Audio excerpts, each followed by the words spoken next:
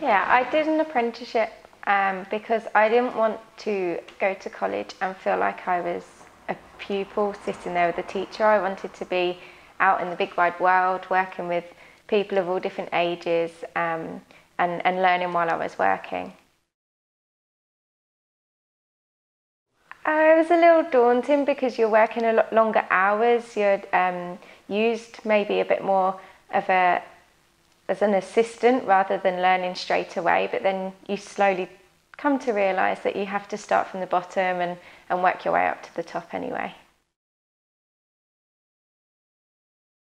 Go in with an open mind. Like I say, it is going to be long hours. You are going to have to start from the bottom, but you eventually get there, and I think it's amazing to have like a path to follow and eventually become someone that's either helping people on their apprenticeship or just being where you wanted to be from the start. I did level 1 apprenticeship first. Well, my level 1 and 2 was combined, so I did level 1 and 2 apprenticeship first, and that took me roughly around 15 to 18 months. From there I then built a little bit of a clientele before I then went on to do my level 3 apprenticeship. I did that was great fun because that was a little bit more showing off really rather than learning a great deal. But then I went on to do a management course, and that was completely different from doing the level 1, 2 and 3 apprenticeship because it's a different line of work, and then finished that by doing an ICT exam, part of the management course as well, and again something completely different. Yeah, I did all the courses UKTD. I didn't know much about them when I started off. I was just sort of told that that's who I'd be working with, but I was given a lovely tutor that came in to see me once a month. Her name is Nikki, and she was great. She really taught me a lot, but I was really lucky to have in-salon assessors as well. And then obviously I saw a few different people from UKTD as I was doing my different apprenticeships, but they've all been really helpful. They were contactable whenever I needed them. I could text them, email them, find out anything that I needed, even when they weren't in the salon. Yeah, and they really helped with everything that I needed, really.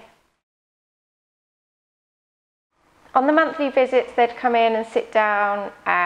It depended whether I had an assessment in between since I'd seen them the last time, because like I said, I had an in-salon assessor. So if I'd already have done a few assessments before they came in, it was just going over those. But sometimes it was them watching me perform like haircuts, colours, different things. It would be talking about what we were going to do the next time. We'd sit down with a laptop and we'd do theory work. It was a real variation of everything when they came in, really. For the assessments, it ranged a great deal. So we would start off with like health and safety assessments, with a lot of theory-based assessments, even down to like ingredients in shampoos and conditioners. And then we go on to more practical, so like actually performing the shampoo and conditioners, and obviously going from there, working our way up to cuts, colours, perming assessments, consultations, payments, complete variation of everything. The functional skills I was quite looking forward to in a way, because I quite like to be challenged by maths and things like that, but I actually found it quite strange because it was very different from what you need in hairdressing. So for instance, I was measuring out the salon, I was working out how many cans of paint it would take to paint the salon, and obviously that's not something I do every day or something that I ever thought I would be doing in hairdressing. But it was good fun, because sometimes, although we love hairdressing, it's a passion, sometimes you need a little bit of a break from it and put your head into something else. It's not maths as you know it at school. You're not sitting down with a teacher. You're not being told that you have to do this by a certain time. It's a little bit more practical. And the UKTD trainers, teachers are fantastic. They'd really help you along the way. They'd even try and do stuff for you if you really wanted them to. But yeah, you get your head into it and it's fine. So yeah, now that I've finished my level 3 and my management, I'm now working for the Paul Mitchell artistic team. So in 5 days' time, I'm going off to Madrid, and we're doing a function called Preview, where we're being assessed basically on 11 different styles. So there's cuts, colours, styling work, setting work, a little bit of everything, stage work, selling, product knowledge, technology knowledge, a bit of everything. So yeah, I'm working with them, and we're going to travel around the world, hopefully, educating out to other hairdressers all that we've learnt from John Paul Mitchell systems in America themselves.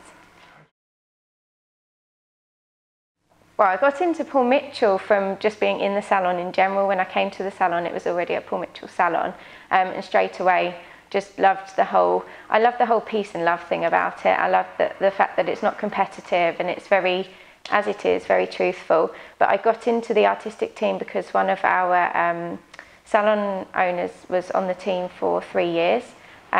She would give us education as soon as she would get it herself. So we as stylists were being educated all the time. We were always hearing about the latest products, technologies. We were always having like the latest irons and hair dryers and everything brought into the salon. So I thought that was great, and I just felt like I needed a new challenge. I needed something to push myself that little bit further once I'd finished those qualifications. So yeah, like I said, one of our girls was on the team, so she sort of pushed me into doing it really, but I'm grateful that she did. I'd say apprenticeship in hairdressing is definitely, for me, it was the way to go. I think you learn so much in a salon, even if you're not being educated. You still learn just from sitting and watching. You're earning whilst you're learning, so you're getting a bit of freedom, I suppose, rather than just having to go to college every day. Yeah, I would say go for it. I think it was definitely the best thing for me. It definitely brought me into who I am, and yeah, you get to be with a great bunch of people providing the salon that you go to, and it's definitely a positive thing to do.